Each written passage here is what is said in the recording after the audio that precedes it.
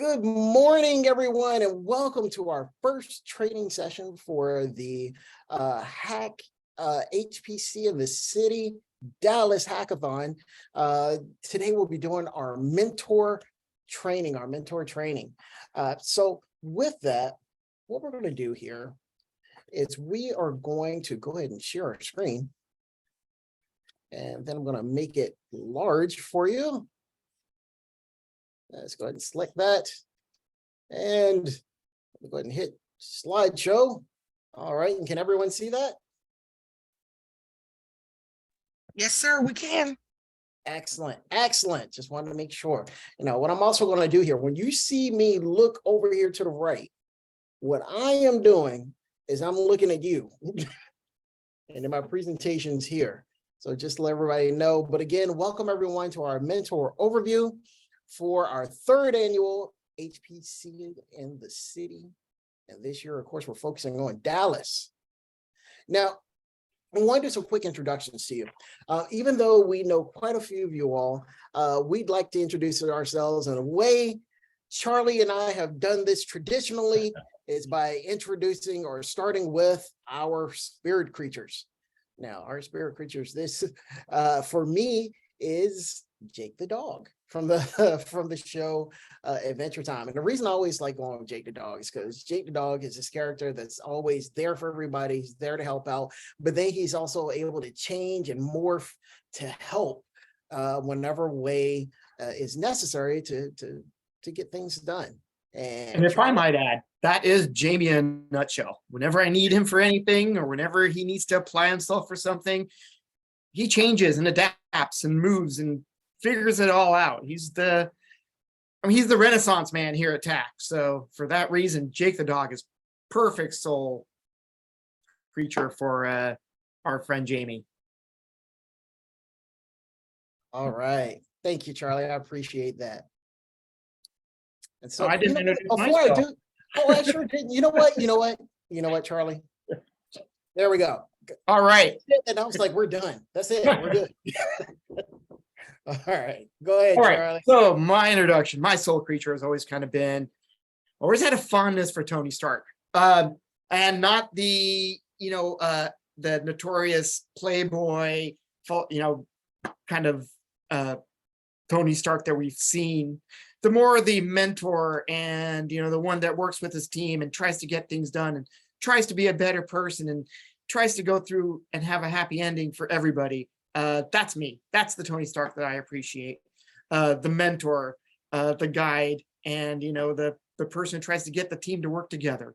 So not the narcissistic, not the other Tony Stark, not the narcissistic one, but it's arguable, I guess. So you're not a billionaire? No, I'm just joking. I'm not the billionaire either. Well, you know what, Tasha, though, since you said something, then what would be your character that you most identify with? Oh, there you go. Oh, Lord, geez. I have no clue. I'm going to be honest. I'm literally doing the research on this right now that y'all asked for it. Because I don't know. I don't know. Oh, my goodness. Well, you know what? Jeffrey has played the home game before. Yes. So I am going to bring him into this real quick. Jeffrey, do you have a creature or a character that you feel like you kind of identify with? No. But really, Jeffrey? Let's see. The thing that's been popping up in my head mainly because of a memory.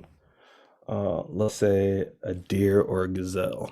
Oh, all right. A deer or a gazelle. Okay. Yeah. All right. Now, I have to ask why, though. Well, I mean, it's a whole thing with my dad. So, like, might not always be the fastest or the strongest, but you're quick, you're agile, you're a lot more sturdy than people think. And you have a swiftness that's about you that amazes kind of people, and light on your feet so you can transition when you need to, and kind of have smarts and wits like in a lot of ways you're there, but people don't necessarily know you're there unless you want to be seen. Excellent. I like that. I like that. Now I'm going to call one other person out that was able to join. I'm not sure if he's going to be able to talk, but I have to point it out. Boyd. Now, Boyd is actually one of the organizers, as well as Charlie and I. Boyd, do you have a creature that you most identify with that you think kind of speaks to who you are as a person? Probably today it would be a dolphin. A dolphin? Yeah. All right. So I want to be at the ocean right now. You're in the ocean right now? I said I want to be in the ocean right now. Oh, okay. All right, fair enough. Fair enough. I was like, wait, you're calling us from the beach? That is not fair, Boyd. No, Not fair enough. basement abode. Thank you for coming, Boyd. And you're going to hear more from our organizers and things and some of the other training events, as well as more of you all as we go along. And of course, welcome to Pat and Hong Mei for joining us. We're glad to see you. Let's go ahead and push forward here. So our agenda today, we're going to go over some of the hackathon objectives and student outcomes, along with who the students are, a timeline, just kind of give you an idea, the deliverables and resources, which are extremely important. You may want to take some notes there, especially the Discord connection, which you'll see a QR code for that. Some basic mentoring information, and then something that we have kind of become known to do here. We're going to do our mini mentor hack. Yes. You're going to get to enjoy that. So you can kind of get an idea of what it's like to be one of our students. Now, the objectives for HPC in the city is to really pull on the HPC resources, skills, and knowledge found in the community, and to pass that information on or expose other students to that knowledge. And the way we do that is by you, the mentors and staff members, providing projects that are the grains that can begin to sprout ideas that your teams actually work on. Now, in this case, I will need to update my slide to actually say that we're focusing on Dallas, not St. Louis. See, that's what happens when you copy and paste. But we do want to focus on issues that are directly affecting members of the community in Dallas, and of course, the greater state of Texas, which, for those of you that have never been to Texas, is huge. It encompasses just about any problem there is in the nation. The student outcomes include increased familiarity with data science on the cloud, experiences in collaborative software engineering, which if you have never done that before, or those of you that have, you know that is a skill that you have to learn, as well as developing their professional communication skills through presentations and talks. Now, this is actually the state of the hackathon as of last night. We currently have about 66 total registrations. Of course, the vast majority of those are student participants. We have about a 30 to 70% balance in gender ratio, which we do want to get that more towards 50-50. We really like having a very balanced ratio. We have students from across many different schools, as you can see, as well as all over the country and even all over the world when you look at the map. And the range of majors there, if you can see down in the lower left-hand corner, of course, there are many computer scientists or computer science related professions, but then we also have neuroscience and liberal arts, operation research and mathematics and cybersecurity and environmental science. And so you will have a very wide swath of skill sets with these teams. And that includes the students being new to programming or others that are, of course, far more experienced.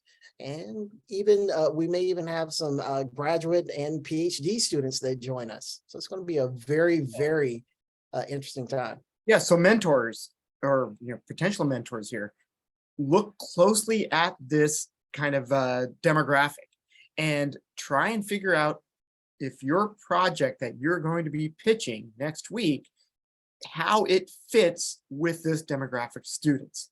You want to look at, well, something very important that I know you want to look at the majors and see what kind of computer science, what kind of computer engineering skills some of these students may have, but you also want to look at the time zones of where everybody is located at,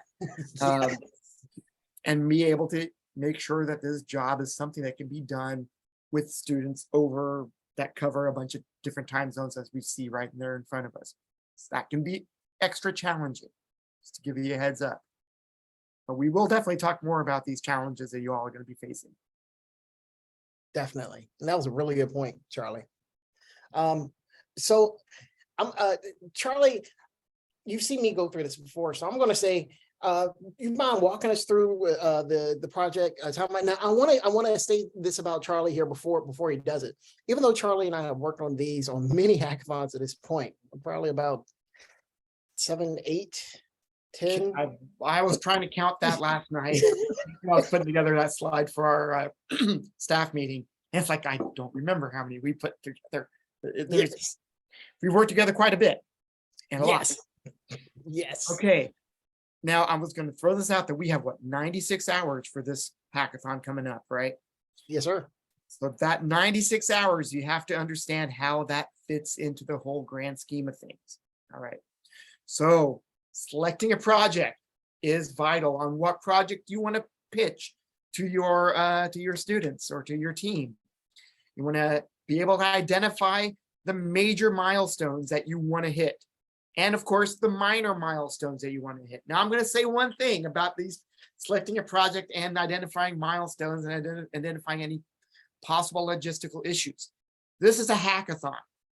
You are a mentor, all right? You're not a participant. Your job is really to pitch a project.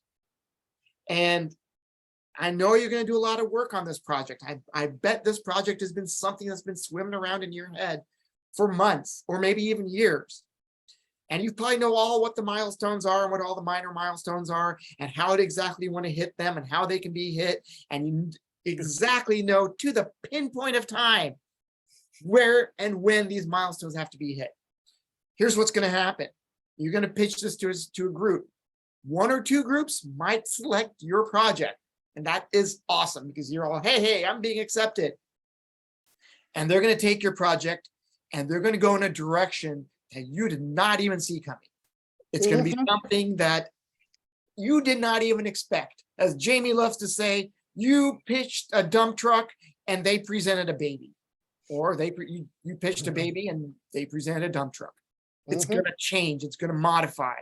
This is where you have to make sure you can select a project where you can be flexible on what those milestones are and how those milestones can be achieved.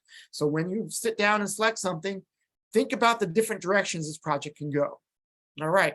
Second, you're going to be delivering this project proposal that you figured out in a presentation to the students.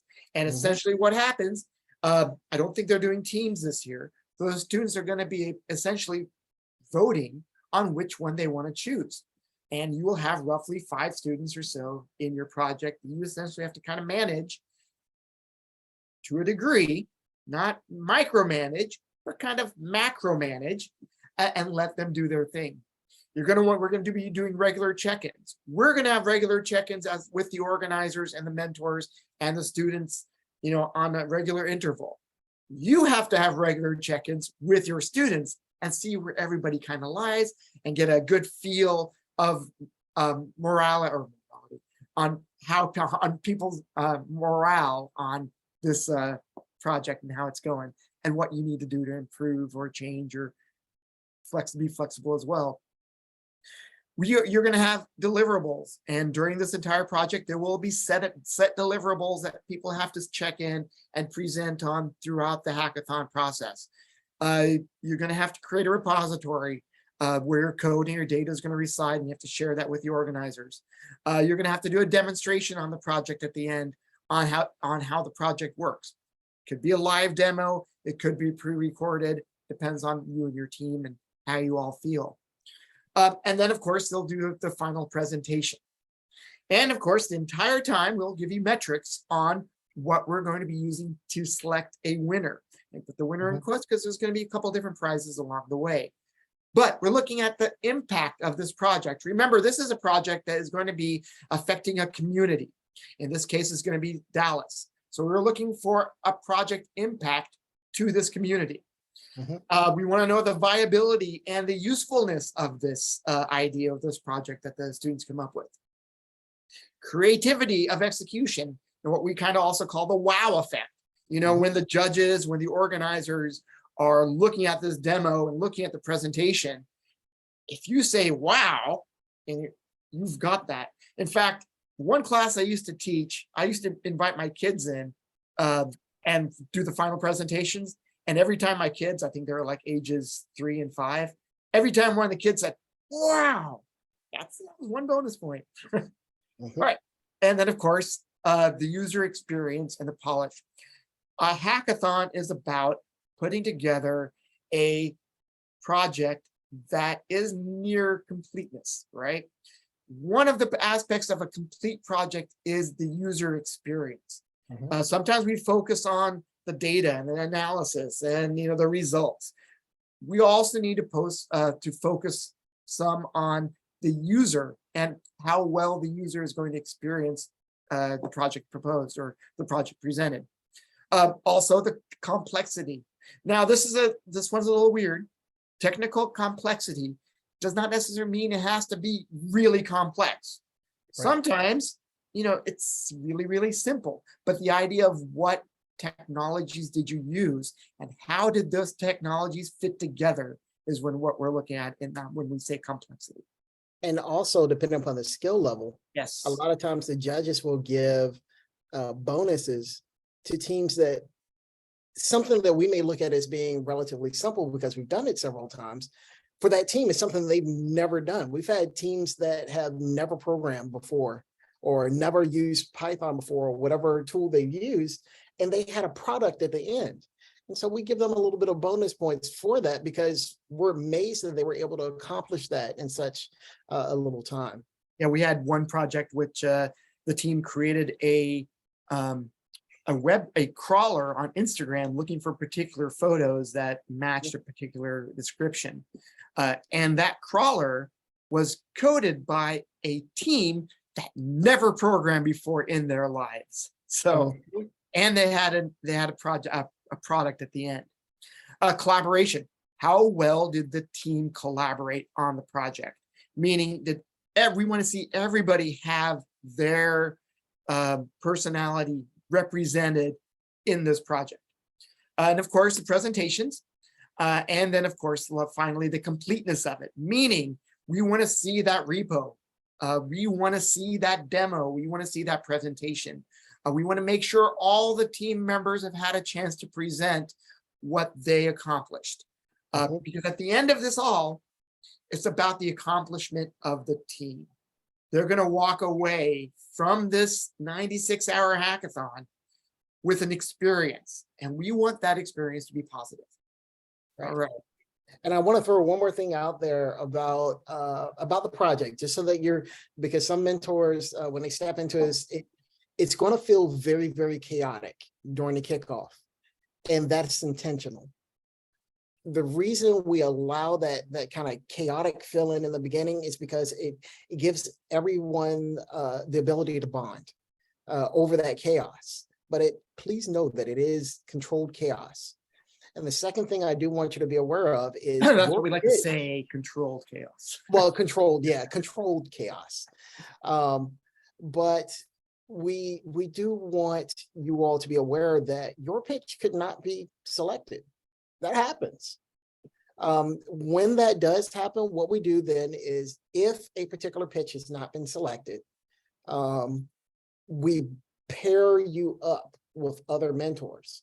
We always like the mentors to have a mentor and a co-mentor so that you all can work together. So all the stress, so to speak, or all the work of being a mentor isn't with just one person. You have someone to help you. Just like Charlie and I. When Charlie and I teach a class, we co-teach. We're there for each other, and it makes all the difference in the world. You get different experiences, different answers, and things like that. So just putting that out there to make sure everyone's aware. All right. Oh, by the way, control chaos. So the way they vote for a fee, because I know you all heard Charlie go, they vote for the project. The way it works is you do a quick pitch, and we're going to talk about that in a minute.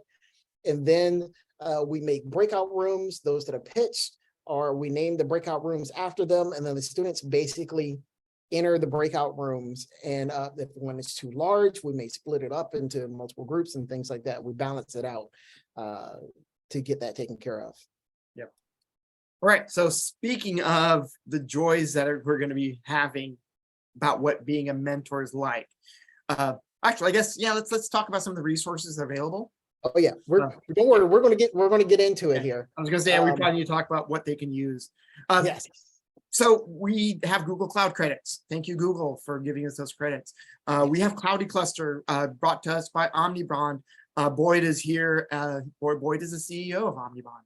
And Boyd is here to, talk about a little bit of Cloudy Cluster if you want to ask him any questions. You're going to see Python, Jupyter Notebooks, of course, are the big huge things that we see. We've seen some Node.js. Replit is a great environment for collaborative coding. And of course, you might use some HTML in there as well. The deliverables, those include the source code. We need to see the source code, including comments. The students should be commenting their code as they go along. During the presentations, the judges will be looking at the code that's been presented and their GitHub repo. We need a PDF for the presentation. That's team members with their photos, how they use the HPC, what HPC technologies they used in the project, and how they used them. And then, of course, we need that GitHub repo. This is all part, the deliverables are all part of that completeness in the project. And that is a major point for to be able to select a winner. Yes. And I'd like you to know, as you see up there, there is a Discord link and a QR code. I will be sending that to you in the next email, which will talk about the training sessions that will occur next week. But I make sure that prior to kickoff that you are on that Discord server. That will be the primary method through which you can communicate with your team. It makes things a lot easier. You can do share screens and calls and things like that. That makes working together a lot more streamlined, as opposed to trying to figure that out in your group, which we're going to talk about that here in a moment. But I did want to say something about the mentor deliverables. So you're basically only responsible for two things. Two things. You're responsible for, as a mentor, if you have an idea, creating one slide. I know you're scientists. I know we have scientists with us. One slide that you will have 1 minute to present. As you see, there's quite a few mentors here. We don't want to fill the kickoff with presentations. That's not what we're there for. So we do a very much hit it and quit it style, where you do your elevator pitch, and then we allow the teams to actually do their presentation. Now, I say one slide, 1 minute. That's the way I usually say it. But I will, because you're mentors, I usually allow you a little bit of flex time, up to 2 minutes. I highly suggest you keep it tight, keep it short. That actually helps the teams remember them a lot more. And then during the event on Monday morning, we have grown to do something that it's almost like your gift to the team. It's an introduction video that you as a mentor or you and your co-mentor create. The reason we do that are twofold. Number one is we have a viewer's choice award where people actually vote on the teams.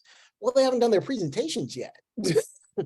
So your introduction video a lot of times is the only thing that someone will get to see from outside of the hackathon in order to vote for their selected team. But number two, it's a way of the team showing that you care. We do attach a prize to it for the best mentor award, mentor video award, but I just want to show you one just to kind of give you an idea. It may come from someone that looks a little bit familiar.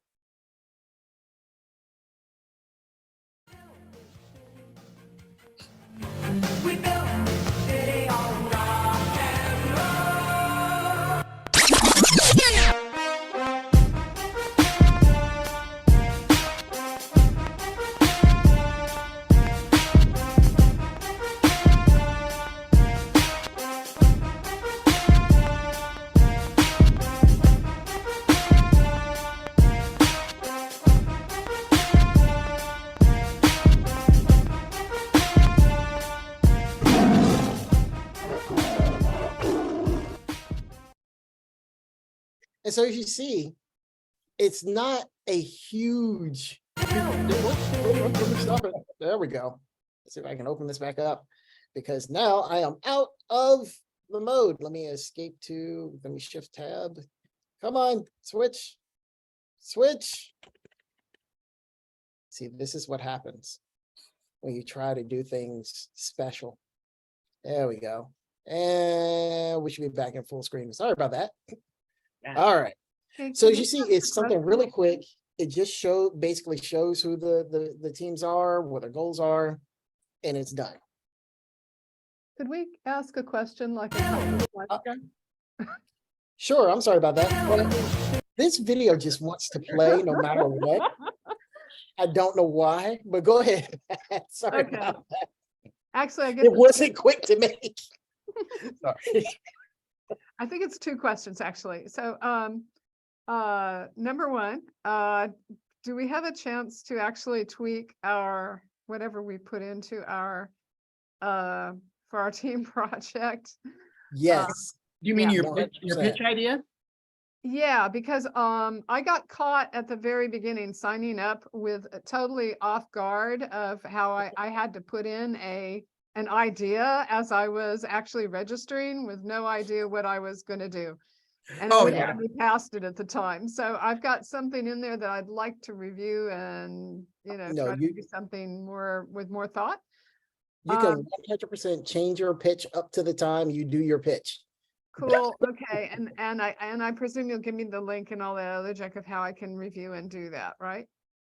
Yes, I can actually send that to you. But you can also, if you don't want to use that, you can start from scratch and do what. So I added to the process, because sometimes people do have ideas that they want to go ahead and put out there.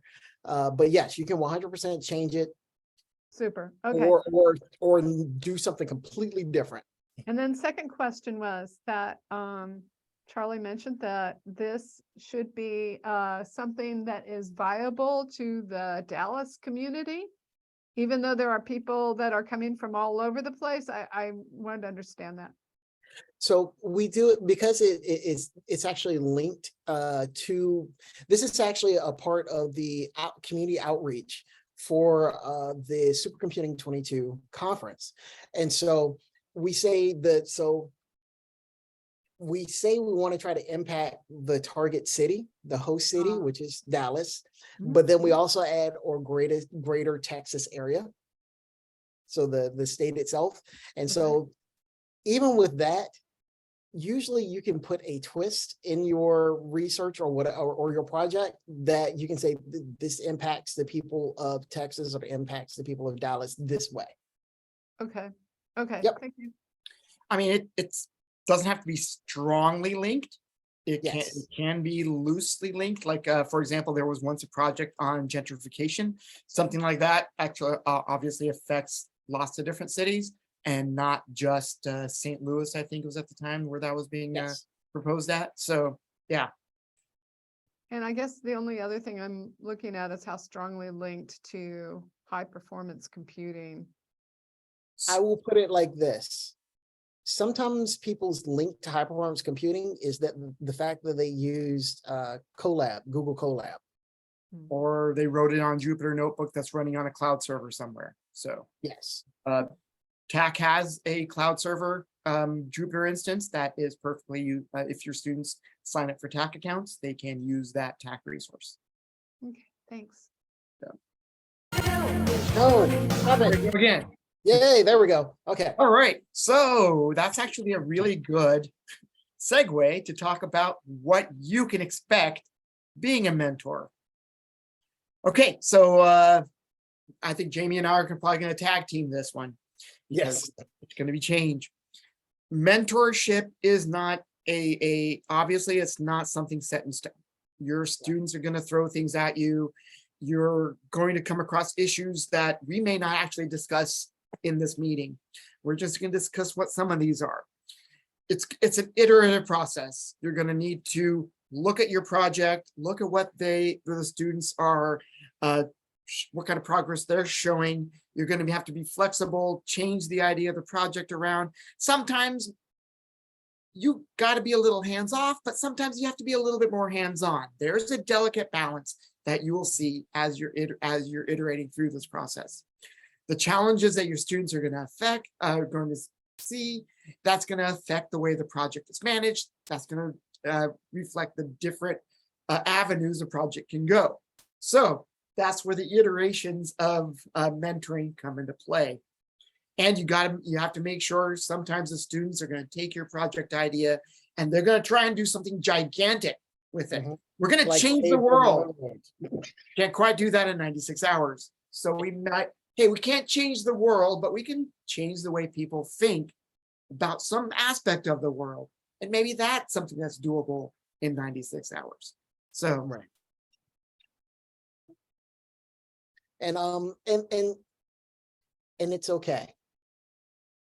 We need to make sure that the students know that it's okay. As a mentor, you're not there to control everything. You're there to basically be a cheerleader. right. You're there if not- they get You're not stuck the to help them coach. talk through it. You're the mentor is not really a coach as much as they are a resource. So, Right. but you have to kind of, like, for example, a coach actually tells the team what to do. You go there, and you have to, sometimes a coach says, you know what, go out there and just play ball, have fun Yep. with it. Like a chef has the total rules of how you're going to cook a certain meal. Sometimes they like to just kind of freelance it, which is all right. Go off the cuff and make something exciting. And that's what we're looking at. There's a balance between following a recipe and, following a recipe for a cake and just, you know what, I know how to make a cake. I'm going to do something awesome with it and go and Yep. do something awesome with it. That balance is what you have to try and maintain as a mentor. And I'm going to give you one more thing too. As a mentor, we should hear from you personally, as far as I'm talking to the entire group, probably twice. One time during the kickoff when you do your pitch, and then one time when you show your team video, the team introduction video. Everything else should be members of your team and different members of your team at that. And you'll hear me say that. Somebody different from your team needs to present from someone that has not presented needs to present. So you'll see me work the way through the group. And the reason for that I'll talk about a little bit later. So it's not all easy. It's not all bubblegum and gumdrops when we on the team. Sometimes you have- bubblegum and duct tape. I mean, sometimes it is all bubblegum and duct tape, but there's sometimes there are imbalances in participation. In other words, you may have this one person that is dynamic and I'll do everything, and then you have someone else that you kind of have to reach out to and talk to them. The project, sometimes you'll hear the team going in a direction that you're like, that's not going to work. That is. And this is where you become a little bit more of a hands-on mentor. When you see this imbalance happening or you understand that project direction isn't something that's viable, this is where you have to be a little bit more hands-off. You can't just, sit in the back and say, go for it. If you know that they're going down a rabbit hole, kind of need to bring that to their attention. Whether they listen or not is a completely different story. Right. But this is where you I'm a come strong to believer your- in asking questions. Yes. I'll ask questions. So tell me why you're choosing this direction. Walk me through how you're going to do this, Exactly. You may have students that are reluctant to drive the process. Now, this one we really see when if there's students from your university or your institution that decide to work with you, they're going to be a little bit hesitant to take the lead. That's why a lot of times we tell students, pick whatever team you want. Pick something that you want to work on. So it takes some effort to empower the students to make sure to let them know it's their project. You may have presented it, but here's the baby. If you turn it into a truck, you turn it into a truck. And sometimes students just want the answers. Yeah. They do. No, you got to search for it. Sorry. Here's the thing. And unfortunately, we do this in class as well, for those of us who are professors as well. Sometimes students just want the answers. We don't necessarily just give them the answer. We start asking them leading questions. We start pointing at certain aspects and we say, does that look right to you? And have them come across the answers. Remember, this is all about, and this is where it comes in really weird. And I'm going to say this, and hopefully I'm not going to disrupt any feathers here or anything, ruffle any feathers. This isn't as much about the project as it is the experience, right? Yes. We want the students to come away from this feeling like they've accomplished something, whatever that something may be. It could be something, it could be something completely abstract that they were able to accomplish versus something concrete like the project. But that is what we kind of are trying to push for, is that positive experience to continue the student to want to go into this kind of a STEM reality. So Right. That's that cheerleader part. yes, Morale does decrease over time. They're going to get stuck. They're going to hit roadblocks. And then sometimes students don't communicate. But what we're going to do, we're going to address those here shortly.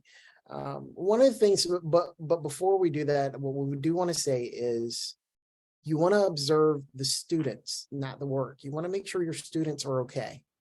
If you see a person's personality change or anything like that, ask them what's going on, check on them, make sure they're okay.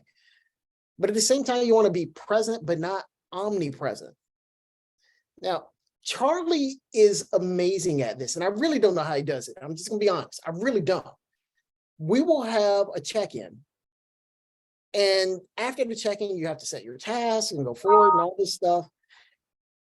And Charlie will be in and out of there in 5 minutes. He'll pop back in the main room and go, yep, we're all done. Teams knows what they're doing. I'm out. I'm like, what did you do? And yet his team is on point. But what he's doing is he's being present. He's available to them. They're able to contact him over Discord and things like that.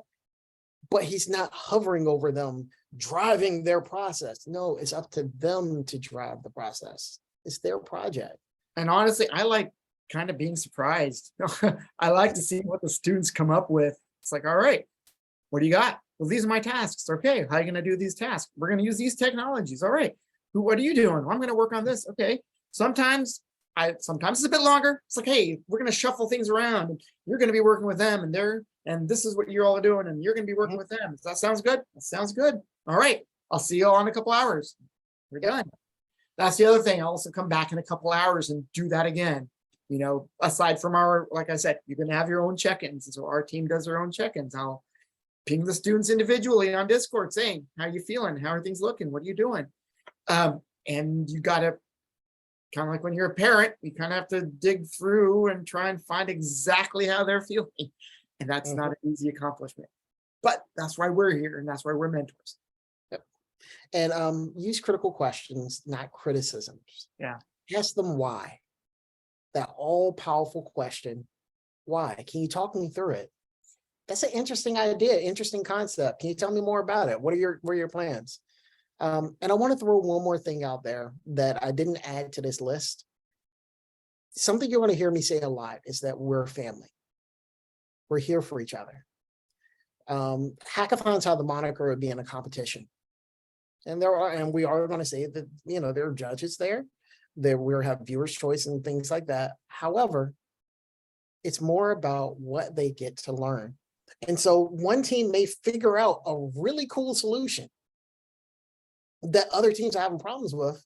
And so we'll go, hey, why don't we make a breakout room and one of your students can come in and tell the other teams how they did it. Because that's the important part. We're building a community. Exactly. And we are a community here at TAC. When I come across a problem on one of my codes or one of my a idea that I'm trying to convey to students, I will hit like 5 or 6 different people here and ask them their opinion on something. They are my resource. They are my community. Your students, our students in this hackathon are each other's community. They're each other's resource. So we love when you see one of your students do something that goes, wow, that's so awesome. Yeah, bring it up to the organizers and we'll give them their own little time slot where they can present what it is they figured out and how they figured it out. And I'm sure some of the other students will learn from that. Once again, it's the experience. And not just them, but we're each other's resource as well. If there's one of the mentors, one of your fellow mentors that have figured out something or is a specialist in a field, we can share each other. Hey, would you mind coming to my group and doing a quick talk on such and such and such? Could you take a look at this? We're a community, we're a family. So With that, now it's time for our fun part. You all have heard us talk for long enough. Now it's time for us to put you to work. Now, while Charlie's going to start explaining this, while I do a little setup in the background. So go ahead, Charlie. all righty. So what we're going to task you all today. Okay, Jamie and I, this is about hackathons. You will be participating in a very quick little hackathon. There are how many of us in here right now? About 11. We have 11 11, so minus 2, so 9. there's 9 of Yeah. us. So do you want to do 2 groups, Jamie, or just 1? I'm going to do 2 groups, 2. and I'm going to look at it as being 4 in each group, because Boyd Yes. Boyd knows too much. I can't let Boyd have the upper hand on this one. All right. So in that case, what we're going to do is, just a little bit ago, we presented a bunch of problems where there's the imbalance in participation or the project direction isn't viable. Students are reluctant to drive the process. Students just want the answers. Morale decreases over time, or students do not communicate. Those are the major challenges that mentors always come across. We want you in the mentor challenge to pick one of those problems, describe the technique that you're going to develop or use to tackle that problem, essentially 1 sentence, and tell a story of how this issue might come out and how you would essentially deal with it. You're going to collaborate together in your groups, and then you're going to have probably a couple minutes to do your presentations and see how it all kind of worked out. So now here's the catch. So it's going to be 4 people per room. It's going to be automatically assigned, but I need to tell you one more time. I just want to make sure you all kind of see how this works. We're going to give you the problems that we kind of listed before, and then we're going to drop you in the rooms. You're going to have exactly 5 minutes to figure out the problem and a technique that you all can use to tackle it. Create a slide with that information. We're not giving you any hints as far as in how to do it. Y'all are going to have to figure it out in 5 minutes. And then you're going to come back and you're going to present out from the 2 groups. So here's an example. So the problem was, how do you get feedback from your students where they might be reluctant to criticize types of help you've given them? It's an interesting problem. Well, one example is something that I like to do called Like Wish Wonders, where at the end of every day, we come together and the students present their reflections in a positive way, things they liked, things they want to know more about, and things they wish had happened. And then we also, it can spur further questions there, as well as let you as a mentor know what's going on. So it's just one example. Right, there's a slide. There we go. So it's going to be 5 minutes, and then when we come back, each team will have 1 minute to present. As you see, it is 53 minutes after the hour. So somebody might want to take a quick screen capture of that common issues when mentoring, because these are some of the questions you want to answer. And are there any questions before I drop you into your groups for 5 minutes? And by the way, don't forget to pick somebody to present out. Questions, concerns? All right, we will see you in 5 minutes.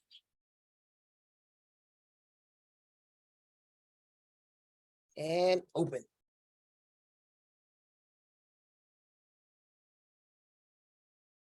Put them, okay. It has gotten so Are they going much. in the breakout rooms? They're going in the breakout rooms. There Yep. we go. It's gotten so much easier to do that now.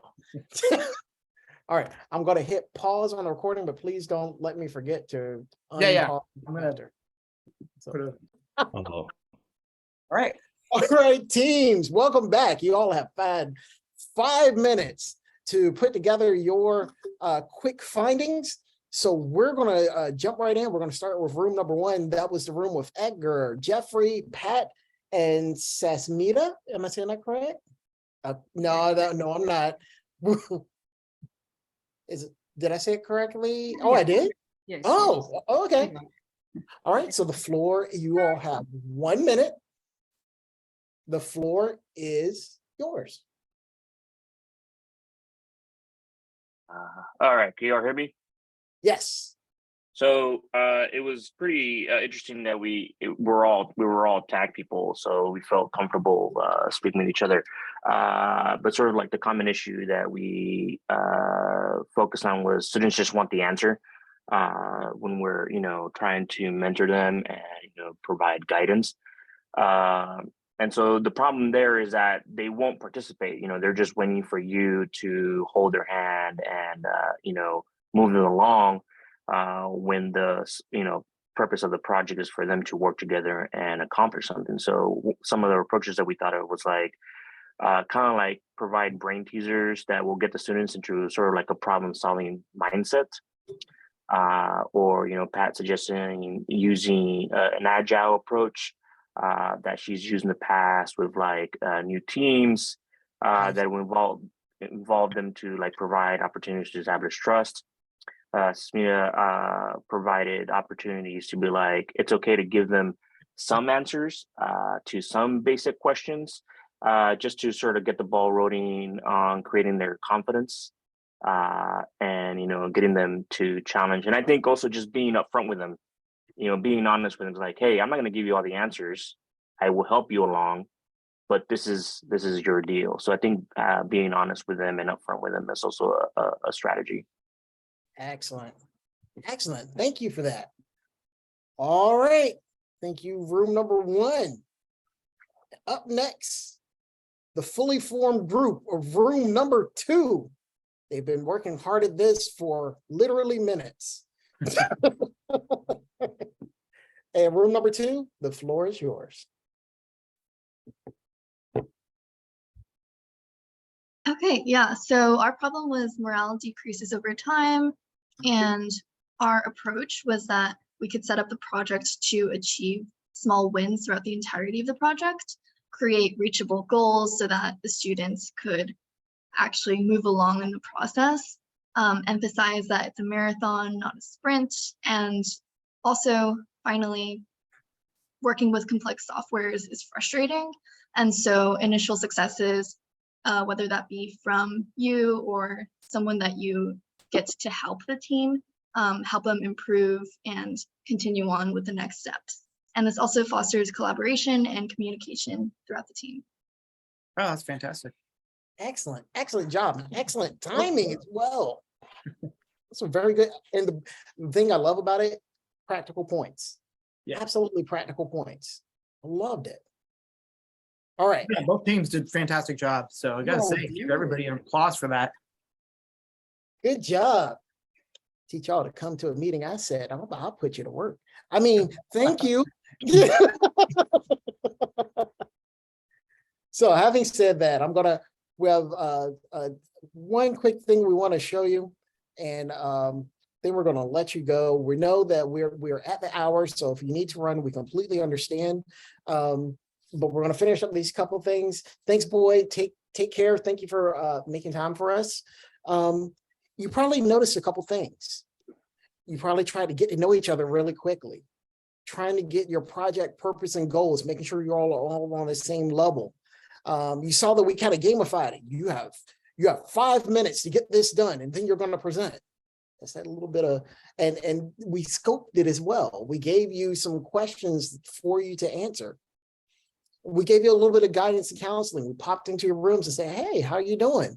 Are there any questions we can answer? Are things going well? Yeah. And if we had seen things were off track, we may have mentioned something. You probably saw that certain roles kind of fell automatically to certain people, and some people took some extra responsibility to try and keep the question and the group on task. So these are things that you're going to see happening in your teams as well. Mhm. There might have been a participant in your group that wasn't quite the same level as you are. So you probably had to do some explaining. Well, this is what we do in our agile training that we've done. And maybe we can look at some of that and tell everybody what's going No, on where. no, Charlie, hold on a second. Jeffrey, Yeah. you were smiling too wide. What was that about? That's about, I mean, my group, I can just step out the hallway and see all my group. So if someone wasn't as tough, it's like, there they are right there. But that wasn't the case. That wasn't the case. But it's still, and of course, critical questions. But yeah, no, but so but I do want you to be aware of that hesitation and things when you first got into your groups of what's going to happen, where we're going, and things. I even told you it's going to be random, which is going to split you out into groups. You had no idea where you were going, and all of a sudden you were doing something. And so, but because of the time frame, you all had to just jump in and get it done. And so it takes away some of the awkwardness because everybody knows what the goal is and that you all know what direction you're heading. But again, these are things you may want to keep in mind as you're working with your teams. Now, having said that, I usually do like, wish, wonder at this time. We're running a little bit over, but I do at least want to give everyone the opportunity to be able to say at least one thing that they may have liked about this training. So this is now the way I usually do this, for people who know me, you all know what's going to happen. As I like to say, I have to put on my suit. I have to put on my suit. And the way I do that is I drop into a nice little peaceful mode here where we get the fire going. And then we start to ask everybody. So as we go through our list, what is at least one thing that you liked about this particular training session as we're preparing for the craziness of next week? Now, to get started, I'm going to call on the first person and then the next person kind of calls on the next, and you can take a look at the participants list or in the window to see it. But the person I'm going to call on is my dear friend and co-worker, Edgar. Edgar, is there anything you liked about this training? What I liked about this is your bow tie. You know what? I'll take that. I appreciate it. Thank you, sir. And I wish I had a bow tie. Oh, dude. So Dude, we're gonna have to take care of that. But you do realize if I get you a bow tie, you're gonna have to wear it. Like that's I'll wear it in the summer, even though it's super hot. I love And then I'll pass it on to Sasmita. Yeah, I like the discussion and the presentation that you gave us 5 minutes and we had to prepare the topics were really nice and good, and it gave us some time to think about it. And overall, I mean, I am completely new. This session is completely new to me. So it helped me to know who are in the team and what we are doing, and overall our goal. And I mean, very good overall, in all very informative. Overall, all the information I got, like at least some mindset for the hackathon. Yeah, it is very helpful, really. Excellent. And who would you like to go next? Oh, maybe the names I have to read. Okay. Pat. Pat. I like that you were recording this, given all of that I'm triple booked right now in meetings at this moment. And I am wishing, I guess, that I don't know, it's more like I'm looking forward to the opportunity to play and to get back into things that I used to be doing all the time with mentoring, and this will be the first one that's not professional, so that's kind of cool. It's the first one with students versus professional community, so that's kind of cool. All right. And next comment I want to make about professionals, I won't Yeah. Like, hey, we're professional. No, we're not. Oh, picking somebody, right? I almost forgot. How about Elijah? Okay, yeah. So I think the explanations and walking us through everything really helps. At least it prepares us on what to expect. Well, and how to tackle those, like just the breakout sessions. Just right now, that at least these are realities. These are things that can come up. Students are not getting the wins they want, and then that is pressing down on them and they want to give up. And so yeah, this it's really practical, and it does prepare us as we get ready for mentoring. Yeah. And then I'll say Latasha. Thanks, Elijah. So what I liked about this, it really is setting the tone for, for what we, can expect, maybe should expect, or would like to expect. So I do appreciate that. This was, very informational, and I just found it very informative. I'm gonna jump to a wish. I wish that this awesome community just opens up a little bit more. So me, I'm from the business world, I teach accounting, and I would love to see some more business folk or those from other disciplines be a part of this. So that's just my wish / wonder. Excellent. And I know we have both Charlie and Will. And Will. All right, so it's me.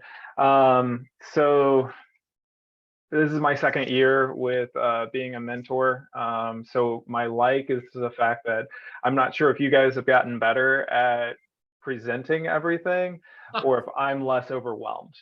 But I think it's a combination of the two. And most of that is last year I was really overwhelmed about being a mentor and knowing what I was actually supposed to be doing through the process. So for everyone who's new at this and probably overwhelmed, really worried about watching these videos over and over, just breathe, realize that it's going to be okay. They do a fantastic job of presenting this throughout the process and mentoring us to mentor. And so you won't have to stress, and reach out to them when you do have problems, because they do have solutions that they can help give you to start working with your team. Thanks, Will. Yeah, definitely. That's awesome. And I was actually going to mention that we will not leave you hanging if there's an issue going on that you need to contact us. I've contacted Jamie in the middle of the night saying, hey, I'm noticing this with my team, or there's a major morale issue going on right now. Maybe we should give the students a break and let them, have some fun for a change or do something different. And we'll do that. It's understandable. The students are under a lot of pressure as it is. So we're under a lot of pressure as it is. And so, yeah, we totally get it. We're always there for you. Definitely. All right, Charlie. So what's your like? My like is, honestly, I love this group. I think it's going to be a great group of mentors for next week. And that goes directly into the wonder. Really wondering what next week's going to bring. Yeah. Yeah. So I guess I get to close it out then. Please do. Yeah, I like that you all showed up. I know that seems simple, but it's actually really huge. It shows that you all care about what's going to happen. And it shows that, yeah, you're all going to be really amazing. And I'm looking forward to supporting you. I wonder if I'm going to be able to get a nap this year during the hackathon. I always find that sleep is short for me during the time, so I really want to make sure things turn out well. But no, in all honesty, or seriousness, I wonder how our students are going to do. I'm looking forward to seeing what they're going to create. I'm actually looking forward to meeting the students, honestly, as well. Yeah. All right. So having said that, we've reached the end of our training session. We will have GitHub and Discord training next week, as well as cloud and cluster training hosted by Cole, which I'm really looking forward to seeing Cole's variation of training. And beyond that, thank you for joining us. And we look forward to seeing you all next week. Have a great one all. Good luck to Thank everybody. you. Have a good day, everyone. See y'all. Have a good day, everyone. Thank you. I'm going to stop the recording. There we